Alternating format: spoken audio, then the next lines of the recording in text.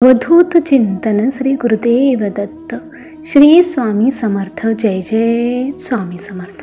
नमस्कार प्रेमळ स्वामी भक्त हो. तुमचा आपल्या महाराजांच्या भक्तिमार्ग एक मार्ग स्वामी सेवेचा या यूट्यूब चॅनलवर मनापासून स्वागत. भक्त हो, आपण सर्वजण स्वामींची सेवा करत असतो. आपल्यापैकी बऱ्याच जणांना स्वामींचे काही अनुभव, स्वामींची प्रचिती आलेली आहे. आपल्यासारखे असंख्य भक्त आहेत जे स्वामींची सेवा करतात आणि स्वामींच्या भेटीसाठी अक्कलकोटला धाव घेतात. आणि काय जणांचं नशीब असं आहे की त्यांना स्वामी प्रत्यक्ष त्यांच्या जवळ त्यांना भेटायला येतात. तर असेच एक दादा आहेत. त्यांनाही स्वामी कसे भेटायला आले आणि त्यांना स्वामींची कशी प्रचिती आली हे आपण आजच्या अनुभवामध्ये पाहणार आहोत. म्हणून आजचा हा मनोज दादांचा अनुभव शेवटपर्यंत नक्की ऐका. भक्तांनो, आपण जी सेवा करतो ती सेवा भगवंतापर्यंत पोहोचते का याची आपण कधी खात्री करून घेतो का? तर आणि आपण ज्या काही सेवा करतो, म्हणजे कुणी स्वामीचे सारामृताचं पठण करतं, गुरुचरित्र पारायण करतं, नवनाथ पारायण करतं किंवा नामस्मरण करतं, तारक मंत्राचं पठण करतो, जी आपल्याला जमेल ती आपण सेवा करतो. किंवा एखाद्या वेळेस आपण काय करतो की फक्त मनातले मनात नामस्मरण करत राहतो. आपण कोणतीच सेवा करत नाही, फक्त नामस्मरणाचीच सेवा करतो. म्हणजे आपलं काम हे चालूच असतं, परंतु आपण नामस्मरणाची सेवा हे करतच असतो. तर भगवंताला अत्यंत प्रिय अशी सेवा म्हणजे ती नामस्मरणाची. आपण जे नामस्मरण करतो ते भगवंताला अत्यंत प्रिय असते आणि तीच भगवंताची अत्यंत प्रिय अशी सेवा आहे. तर ह्या दादांनी पण अशीच सेवा केली होती आणि ती भगवंताला अत्यंत प्रिय झाली होती. म्हणून साक्षात स्वामी त्यांच्या भेटीला त्यांच्या इथे आले होते. म्हणून आजचा हा अनुभव शेवटपर्यंत नक्की ऐका. आणि तुम्ही जर भक्तिमार्ग एक मार्ग स्वामी सेवेचा या यूट्यूब चॅनलवर नवीन असाल तर आत्ताच सबस्क्राईब करून स्वामी भक्तांना जॉईन व्हा.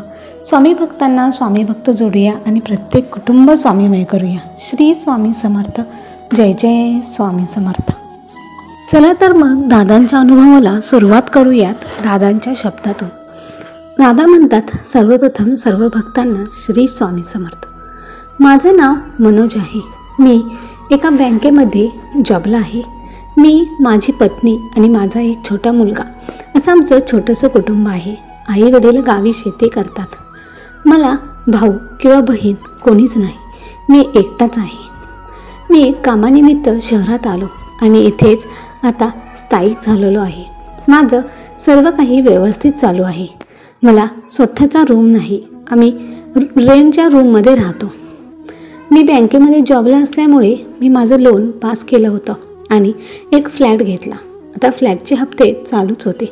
मी माझ्या येणाऱ्या पगारातून फ्लॅटचे हप्ते भरत होतो. सर्व काही सुरळीत चालू होतं. माझी पत्नी, तिला जॉबला जायचे होते, परंतु मुलगा लहान असल्यामुळे तिला जॉबला जाता येत नव्हते. त्यामुळे घराचा सर्व भार हा माझ्यावरच होता. आता काय झालं होतं की मी ज्या ठिकाणी जॉबला होतो तिथे एक नवीन मुलगा देखील जॉबला आला होता. त्याचा स्वामींवरती नितांत श्रद्धा होती. त्याने त्याच्या टेबलवरती स्वामींचा एक छोटासा फोटो मांडला देखील होता. जेव्हा तो येत असे तेव्हा तो सर्वांना सर्वप्रथम श्री स्वामी समर्थ असे म्हणत असे. तो श्री स्वामी समर्थ म्हणाला की आम्ही पण त्याला श्री स्वामी समर्थ असे म्हणत होतो. त्याची स्वामींवरती अत्यंत श्रद्धा होती आणि तो जेव्हा बोलत असे तेव्हा तो स्वामींविषयीच बोलत असे. त्याची ती भक्ती पाहून आम्हाला खूपच त्याचा हेवा वाटत असे की जसं एक प्रेयसी प्रियकराला किंवा एखादा प्रियकर प्रेयसीला आठवतो तसाच हा भक्त त्याच्या स्वामींना पदोपदी आठवत असे आणि स्वामींचे नेहमीच आभार मानत असे. कोणतीही चांगली गोष्ट घडली की तो सर्वप्रथम स्वामींमुळेच झालं, स्वामींनीच मला हे दिलं असं म्हणत असे. आणि त्यामुळे आता आम्हाला देखील स्वामींविषयी ओढ वाटू लागली होती. परंतु एकदा काय झालं की मी ज्या डिपार्टमेंटमध्ये कामाला होतो तेथे एक घोळ झाला आणि त्या दिवशी ते पूर्ण ड्युटी माझ्यावर असल्यामुळे तो सर्व काही माझ्यावरती येऊन थांबलं होतं. मला आता वरची लोक विचारत होती की तुम्ही काय केलं आहे का, पण मी तर काहीच केलं नव्हतं. मला तर काहीच समजत नव्हतं. आता मला पूर्णपणे जॉबवरून काढायची वेळ आली होती आणि बँकमध्ये घोटाळा म्हटलं की अगदी पायाखालची जमीनच सरकते. मला तर खूपच टेन्शन येऊ लागलं होतं, कारण आता लगेच दुसरीकडे जॉब मिळणं तर शक्य नव्हतं आणि मला फ्लॅटचे हप्ते देखील भरायचे होते. आता शेवटचेच हप्ते राहिले होते आणि इतक्या वेळेत एवढं मोठं टेन्शन म्हटलं की खूपच भीती वाटत होती. मला तर काय करावं काहीच समजत नव्हतं.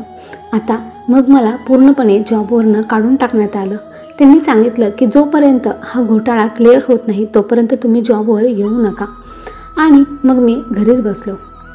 एकदा बँकेमध्ये गेलो की नक्की काय चाललं आहे म्हणून मी ते पाहण्यासाठी बँकेत गेलो. तेव्हा माझी भेट माझ्या त्या मित्रासोबत झाली. तो भेटला की म्हटला, श्री स्वामी समर्थ. मी पण त्यांना म्हटलं की श्री स्वामी समर्थ. तर त्याने मला भेटून सांगितलं की हे काही व्यवस्थित होईल असं वाटत नाही. हे कुणीतरी दुसऱ्यानेच केलेलं असणार आणि नाव तुमच्यावरती आलं असणार. तुम्ही थोडासा अजून प्रयत्न का करत नाही? तर मी त्यांना म्हटलं की मी काय करू? तर ते म्हटले की हो, काय करणार? तुम्ही माझं ऐकता का?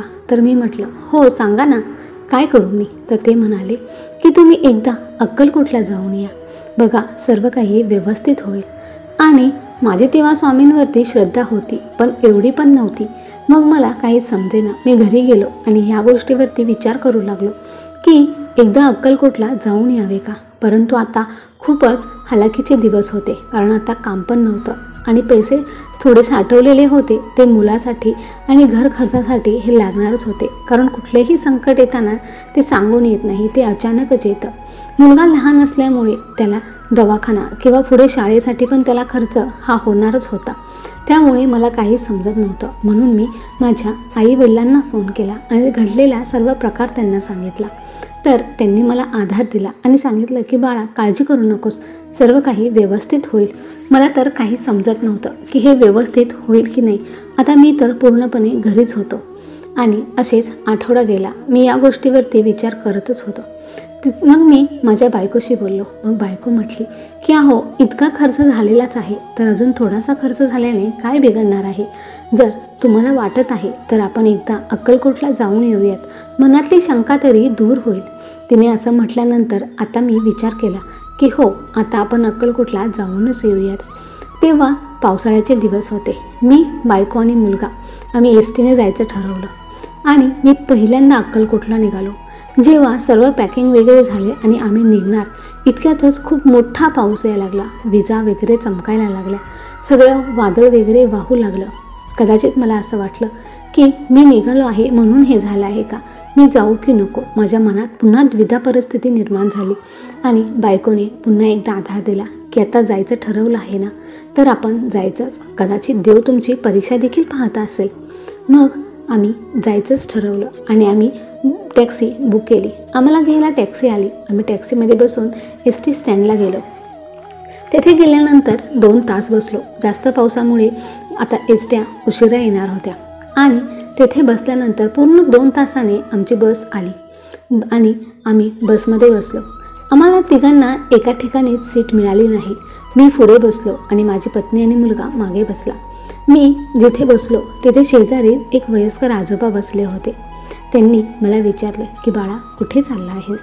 तर मी त्यांना म्हटलं की अक्कलकोटला. तर ते बाबा म्हणाले की अक्कलकोटला जात आहेस ना, तर निश्चिंत मनाने जा.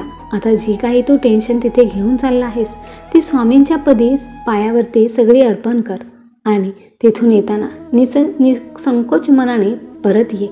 बघ, तुझे सर्व संकट स्वामी नक्कीच दूर करतील, असं त्यांनी मला सांगितलं. त्यांच्या बोलण्याने आता मला बरंच पॉझिटिव्ह वाटू लागलं होतं. असं वाटत होतं की आता मी अक्कलकोटला जातो आहे म्हणजे सर्व काही व्यवस्थित होणार आहे. या आशेने मी अक्कलकोटला गेलो. सकाळी आमची गाडी अक्कलकोटला पोहोचली. आम्ही तेथे उतरलो आणि स्वामींच्या दर्शनासाठी मंदिरात गेलो. अत्यंत सुंदर असं आमचं दर्शन झालं. तिथे अत्यंत प्रसन्न वाटत होतं. खूप छान वाटलं. मग आम्ही तिथे 2 दिवस मुक्काम करण्याचा निर्णय घेतला, कारण बाळाप्पा चोळाप्पा यांचे मठ देखील आम्हाला पाहायचे होते. आम्ही आता गेल्यानंतर परत लवकर येऊ नये असं आम्हाला वाटत होतं, कारण पुन्हा लवकर येणं होणारच नव्हतं. कारण इतका सारखा खर्च आम्हाला परवडणार नव्हता. म्हणून आम्ही 2 दिवस तिथेच राहिलो. संपूर्ण अक्कलकोट फिरलो, स्वामींची सेवा केली. स्वामींच्या आरतीला आम्ही नेहमी हजर असायचो. आता स्वामींविषयी बरंच काही वाटत होतं. अक्कलकोट म्हणजे साक्षात परब्रह्माचे घर होते ते. आणि आपण जेव्हा परब्रह्माच्या सानिध्यात असतो तेव्हा कोणतीच गोष्ट अशक्य नसते आणि आपल्यावर आलेले संकट देखील दूर होणारच याची खात्री आपल्याला असते. मग आम्ही ज्या दिवशी निघणार होतो त्या दिवशी मला तर तेथून येऊच वाटत नव्हते आणि पत्नी देखील थोडीशी नाराजच झाली होती, कारण तिला पण आता स्वामींविषयी बरंच काही वाटत होतं. तिने येताना स्वामींची एक छान अशी मूर्ती आणि स्वामींचा फोटो देखील विकत घेतला होता. आता देवाऱ्यामध्ये स्वामींची देखील पूजा होणार होती, यामुळे ती खुश होती आणि आम्ही निघायला तयारच होतो. इतक्यात माझा फोन वाजला. मी फोन उचलला. तिकडून बँकेतले साहेब बोलत होते. त्यांनी मला उद्या बँकेत बोलावलं होतं. आता त्यांनी मला बँकेत कशासाठी बोलावलं हे मला समजत नव्हतं, कारण जो काही घोटाळा झाला होता तो पूर्ण माझ्यामुळेच झाला आहे का असं त्यांना वाटत होतं का, आणि कदाचित ते सिद्ध झालं असेल का, आणि जर ते सिद्ध झालं असेल तर कदाचित ते मला पोलिसांकडेही धरून देतील याची मला भीती वाटत होती. आणि मग मला काही समजेना, मी काहीच बोलत नव्हतो. माझ्या पत्नीने मला विचारलं की अहो काय झालं, तेव्हा मी तिला सर्व प्रकार सांगितला. तर ती म्हणाली की अहो इतका निगेटिव्ह विचार करू नका, कदाचित तुमच्यावरचा जो गुन्हा आहे तो सिद्ध झाला नसेल आणि तो दुसरा कोणाला जो कोणी असेल कदाचित त्याविषयी त्यांना काही समजलं असेल, त्यामुळे त्यांनी तुम्हाला बोलावलं असेल. कदाचित तुमची नोकरीसुद्धा तुम्हाला परत मिळू शकते. तिने असं सांगितल्यावरती मला थोडं बरं वाटलं. मी स्वामींना पुन्हा एकदा विनंती केली आणि तेथून आम्ही घरी आलो. घरी आल्यानंतर मी लगेच बँकेत जायला निघालो आणि बँकेत गेल्यानंतर मग तिथे गेल्यानंतर मला पुष्पगुच्छ देऊन माझं स्वागत करण्यात आलं. मला तर काही समजतच नव्हतं, परंतु जेव्हा मी केबिनमध्ये गेलो तेव्हा मला साहेब लोकांनी सांगितलं की तुमच्यावरती जो काही आम्ही आरोप घेतला होता किंवा तुमच्यावरती जो काही गुन्हा होता तो तुम्ही केलाच नव्हता हे सिद्ध झालेलं आहे आणि ते जे कोणी केलेलं आहे त्यांना आता पकडलं आहे. आम्हाला आमची थोडीशी गैरसमज झाला होता, त्यामुळे आम्ही तुम्हाला तुमचं जे काही नुकसान झालं असेल त्याची आम्ही तुम्हाला भरपाई नक्कीच देऊ आणि जितके दिवस तुम्ही कामावर नव्हता त्या सर्वाचं तुम्हाला पेमेंट हे मिळून जाईल, त्यांनी असं सांगितलं. आणि ह्या सर्व घटनेमुळे त्यांनी माझं प्रमोशन देखील केलं होतं. आता माझ्या पगारात देखील वाढ झाली होती, त्यामुळे आता जास्त चणचण भासणार नव्हती. हे सर्व स्वामींमुळेच झालं होतं. माझ्यावरती जो काही काळा डाग लागला होता तो आता स्वामींनीच दूर केला होता.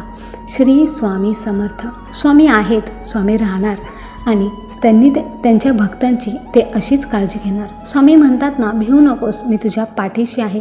हे अगदी सत्य आहे. स्वामी त्यांच्या भक्तांच्या पाठीशी नेहमीच कायम उभे आहेत आणि नेहमीच कायम उभे राहतील. श्री स्वामी समर्थ. तुम्हाला माझा हा अनुभव कसा वाटला हे आम्हाला कमेंट करून नक्की कळवा. धन्यवाद. तर भक्तांनो, या मनोजदादांचा अनुभव अत्यंत सुंदर असा आहे.